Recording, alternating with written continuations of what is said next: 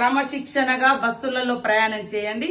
ఇతరులకు ఇబ్బంది కలగకుండా వాళ్ళ పని వాళ్ళు చేసుకుంటే తప్పేంది అని నేను అడిగినందుకు ఇవాళ తెలంగాణ మహిళలను బ్రేక్ డాన్స్ చేసుకోనియండి అంటే ఆ పదము అనేది నీ నోటికి ఎట్లా వచ్చింది కేటీఆర్ అని నేను అడుగుతాను.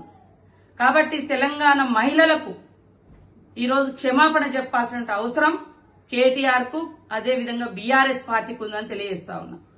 ఇవాళ మేము ఏ పథకాలు చేసినా నచ్చట్లేదు, ప్రజలకు ఉపయోగపడుతున్నాయి, మహిళలు ఆర్థికంగా ఎదగడానికి ఉపయోగపడుతుంది బస్ ప్రయాణం.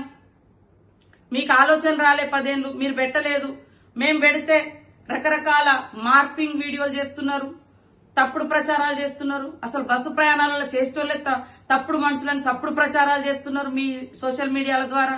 పైనుంచి ఈ రోజు నీ నోటి నుంచి డైరెక్ట్ గా మహిళలు కుటుంబాలు వచ్చి బ్రేక్ డాన్సులు చేసుకోమన్నావు. ఇదేనా నీ సంస్కారం? ఇదేనా మీ తండ్రి నీకు నేర్పిన మహిళల పట్ల గౌరవం? మీ ఇంట్లో కూడా ఆడపడుచు ఉంది కదా, మీ ఆడపడుచులు అందరూ బ్రేక్ డాన్సులే చేస్తారా బస్సులు ఎక్కినప్పుడు? ఇట్లాంటి మాటలు తగవు. వెంటనే బేషరతుగా కేటీఆర్ నువ్వు తెలంగాణ మహిళా లోకానికి క్షమాపణ చెప్పాలని హెచ్చరిక చేస్తావు.